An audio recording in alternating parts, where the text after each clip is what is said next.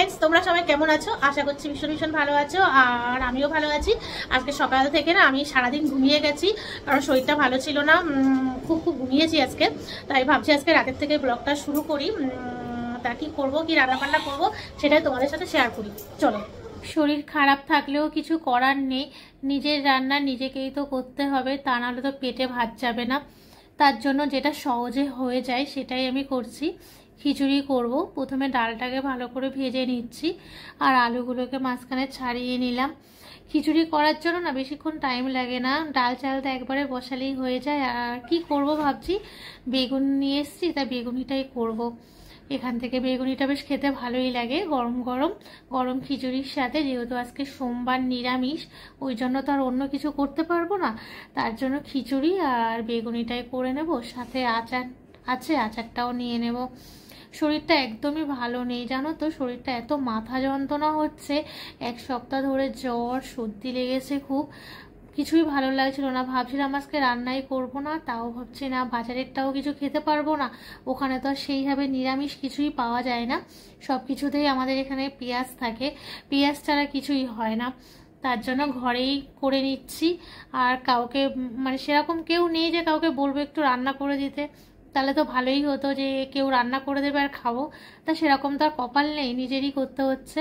ওই জন্য দেখো সম্বরা দিচ্ছি, শুকনো লঙ্কা জিরে একটু সম্বরা দিয়েছি, আর হালকা করে জিরে আদা একটু লঙ্কা বেটে নিয়েছিলাম, করে ওটাই মশলাটা হিসেবে দিয়ে দেবো খিচুড়িতে। টমেটো টমেটো দিয়ে বেশ ঝাল ঝাল করে খিচুড়িটা করব। এখন মশলাটা এবার দিয়ে দেবো। তার মাঝখানে একটু দেখে নিলাম যে ওটা ডাল চালটা সিদ্ধ হয়েছে কি না, তা হালকা বেশ সিদ্ধ হয়েই এসছে। এখন এই মশলাটা দিয়ে কিছু সময় রাখবো। মশলাটা আমার ভাজা হয়েই গেছে, এবার খিচুড়িতে দিয়ে একটু নাড়িয়ে চাড়িয়ে দেবো। খিচুড়ির রঙটা না বেশ সুন্দর এসছে।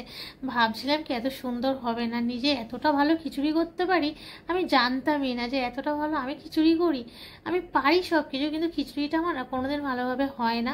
তা আজকে দেখলাম খিচুড়িটা একটু অন্যরকম হয়েছে। আর নামানোর আগে একটু ভাজা মশলার গুঁড়ো তাই দিয়ে দিয়েছি উপর থেকে।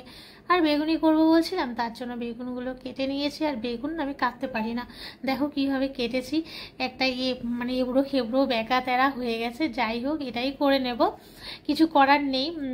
তার জন্য বেসন গুলে নিয়েছিলাম, বেসনটা একটু ঘন ঘন হয়ে গেছে। এবার ভালো করে ফ্রাই করব। আর বেগুনগুলো বেশ দেখো না ফুলছে, একটা ফুলছে, আরগুলো তো ফোলেই নি। কোনো কিছুই ভালোভাবে পারি না, আমি কাটতেই পারি না ভালোভাবে, কাটতে পারি না বলেই আমার একটু অসুবিধা হয়ে যায়। তা যাই হোক, বেশ ভাজা বেশ ভালোই হলো। আর মাঝখানে একটু ঘরটা ঝাড় দিয়ে নিলাম। এতবার ঝাড় দিই সকাল থেকে বলার মতো না, তবুও জানি ঘরের মধ্যে এত নোংরা হয় কি আর বলবো। এবার খাওয়ার জন্য চলে এসেছি। খিচুড়ি না এত পাতলা হয়েছে, আর পাতলা পাতলা ভাবছিলাম করব, কিন্তু একটু বেশি পাতলা হয়ে গেছে। আর এতটা হবে না আমি বুঝতেই পারিনি, পরিমাণটা অনেকটা হয়ে গেছে। তাই এতটা খিচুড়ি এখন কি হবে সেটাই ভাবছি। আর কালকে খেতে হবে, আর কালকে না খেলে ওই ঠান্ডা ফ্রিজে থাকবে, ঠান্ডা অতটা ভালোও লাগবে না। তাও দেখি